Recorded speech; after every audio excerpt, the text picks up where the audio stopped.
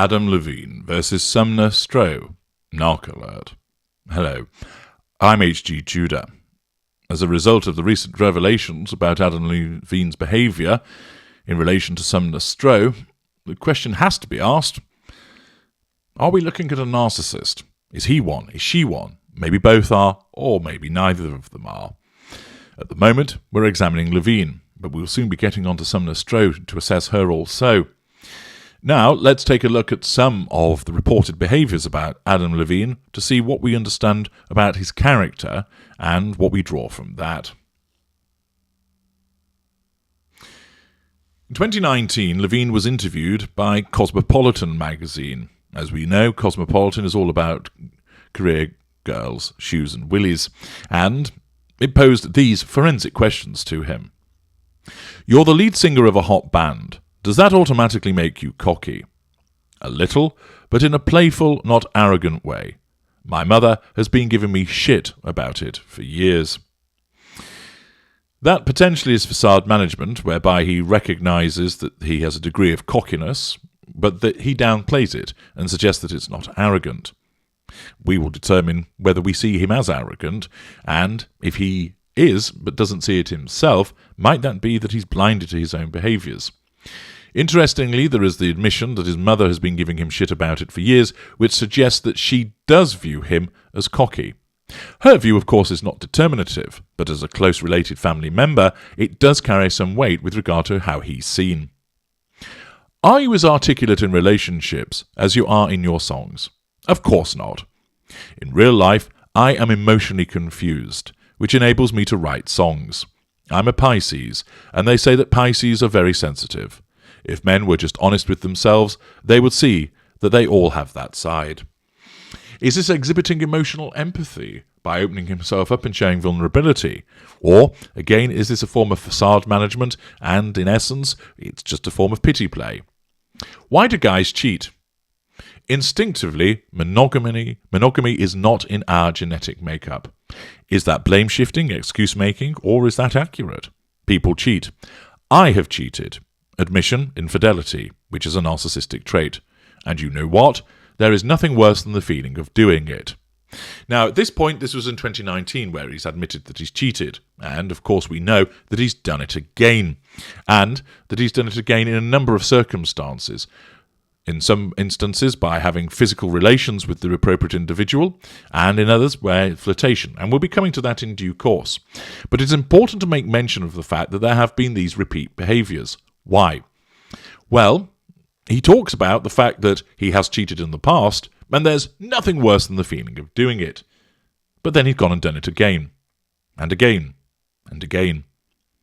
The fact that he says he feels so bad about it, but tells us a number of things.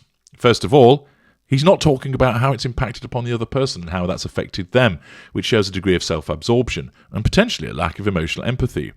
The fact that he feels bad about it might be genuine and could be actual guilt, or rather, it's a portrayal of that because he knows that that's the appropriate thing to say. One leans more towards that because he has a track record of stating, I've cheated, I felt bad about it, but then I went and did it again, which suggests a lack of accountability for behaviours and an absence of emotional empathy. This comment and his subsequent behaviours are rather telling. Would you rather be smart or funny? Funny.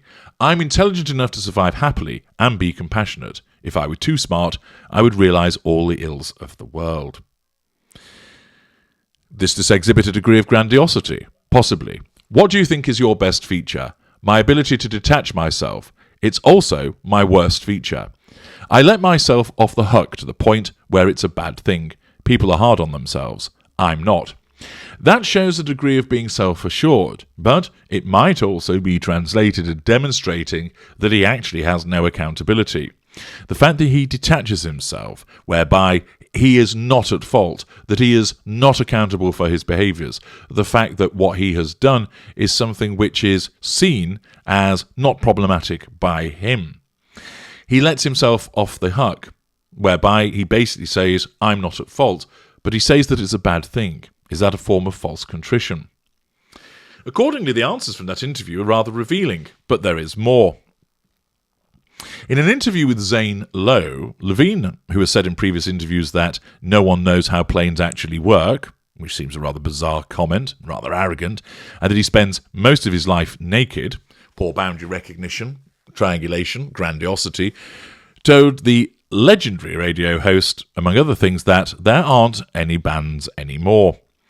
That's the thing that makes me kind of sad, is that there were just bands. He said, apparently yearning for the days of Skinny Jeans and Club Penguin. There's no bands anymore, and I feel like they're a dying breed, and so I kind of, in a weird way, as far as, I mean, there are still plenty of bands, maybe they're not in the limelight quite as much, or in the pop limelight, but I wish there could be more of those around. Is he right? Does the expensive success of Haim or the Foo Fighters not count? Sporting an insufferable mohawk, Levine was heavily criticised for demonstrating low energy and a bratty attitude at a show at Chile's Vina del Mar International Song Festival. Well, if you want to do my job, go ahead, he said at one point, heckling the audience as they sang along to She Will Be Loved. That demonstrates a degree of arrogance and a haughty attitude. That was a TV show, not a concert, Levine was heard saying backstage after the lacklustre 15-song performance. Fully aware of the civil unrest in the country, Levine and his band were late to the show. Lack of punctuality shows a lack of accountability. And Levine had asked that no one look him in the face prior to the performance. Grandiosity. The blowback forced Levine to release a 2-minute statement in which he claimed technical difficulties were responsible for his insipid and detached demeanour. Is that a lack of accountability through blame shifting? Performing I take so seriously, he said with a slight smirk. Is that the narcissist smirk? There were things holding me back, sonically, last night. Grandiosity? Blame shifting? Back in 2012, Levine offered a plethora of callous and obnoxious quotes to choose from. I was the music dude that was naked all the time with the girls, and that's fine, no problem with that. Showmanship? Grandiosity? Boasting? The most inflammatory quote came when Levine spoke on yoga. The article read, "You know what yoga's good for?" Adam Levine asks, pausing mid-thought as he discusses his healthy lifestyle. He draws to his feet, balances in the private jet's narrow aisle, points to his crotch, and thrusts his pelvis like a porn star. I'll tell you what yoga is good for. Fucking. This is in the course of an interview which shows poor boundary recognition, showmanship, grandiosity, lewd behaviour, and, of course, triangulation. Back in 2018, when Levine was a regular judge on the hit NBC show The Voice, Levine faced some serious blowback after he threw a member of his team under the bus. Two of his contestants, 22-year-old DeAndre Nico and 14-year-old Reagan Strange, were in the bottom two leading into the show's season finale. Both had been given the opportunity to perform one more song and stave off elimination. But Strange was too sick to perform. "This sucks, man," Levine said on live TV. "DeAndre, you're an exquisite singer. I'm a little confused as to why you're in the bottom. That perplexes me, but I want to say this." At this moment he paused, making DeAndre visibly uncomfortable. Does that demonstrate a lack of emotional empathy, or is it just simple showmanship for the programme? There is an unbelievably talented little girl right now who's not able to fight for her position on this show, and you were fortunate tonight to be able to sing. Man, you sang like a champ.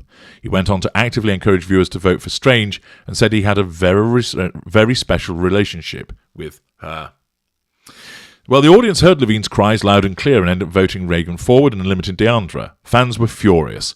It didn't help either that DeAndre was black and Reagan was white. Accordingly, it would appear that he throws one of his team members under the bus, which could demonstrate a lack of emotional empathy, scapegoating, and, of course, favouritism with regard to the person that he supported. Levine was eventually forced to release a statement, and in it called DeAndre his boy and said that they talked and that it was all good. Whether DeAndre actually agreed has yet to be seen. Levine has been accused of being a douchebag so many times that in 2014 he encouraged GQ to dedicate an entire profile to exploring the idea. Arrogance? Okay, let's get into this. What are the characteristics of a douchebag? He said in the article's opening line while eating an egg white omelette and sipping a green smoothie. From there, the article traverses Adam Levine's off-putting behaviour with relative bias. The interviewer pointed towards a few instances of Levine's past transgressions, like when he slept with a lot of women because he loved them so much. Large number of intimate partners is often a hallmark of a narcissist, shows a sense of entitlement, also boasting about it. There was a time in my life when I lived probably a bit more on the primal level, and it was amazing, Levine rebutted.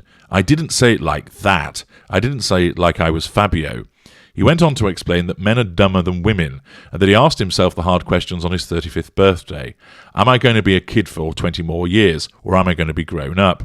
He said, in the end, it remained unclear whether Levine was actually aware of his toxic affectations. We all can vividly recall how horrendous the 2019 Super Bowl halftime show was. Maroon 5's nomination controversy was well placed, with Levine and co accused of blatantly ignoring the racial undertones that hovered over the performance slot. Rihanna, Jay-Z and Cardi B had all previously refused the invitation and instead stood in solidarity with quarterback Colin Kaepernick, who had been removed from the NFL as a result of kneeling during the national anthem. The Super Bowl was set to take place in Atlanta, no less a booming musical and culture hub for black art. Levine, on the other hand, accepted the invitation without hesitation. Is this because he simply doesn't identify with what they were protesting about, which he's perfectly entitled to do? Or might this be seen as a sense of entitlement and a lack of emotional empathy for fellow artists and human beings? We're going to keep doing what we're doing, hopefully without becoming politicians, he told Entertainment Tonight. What resulted was what everybody expected, a tasteless spectacle brimming with toxic behaviour and white male machismo. Big Boy and Travis Scott's fleeting appearances couldn't save the performance from being utterly devoid of political awareness or even the slightest bit of mutual respect. Then Levine decided to take off his shirt, again engaging in showmanship.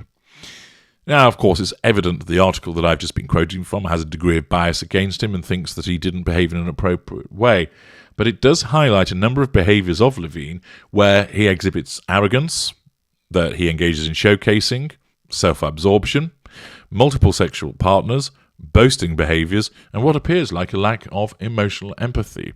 This is starting to take us in a particular direction.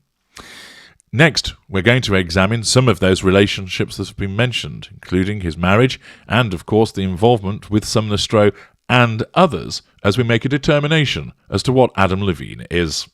Join me there.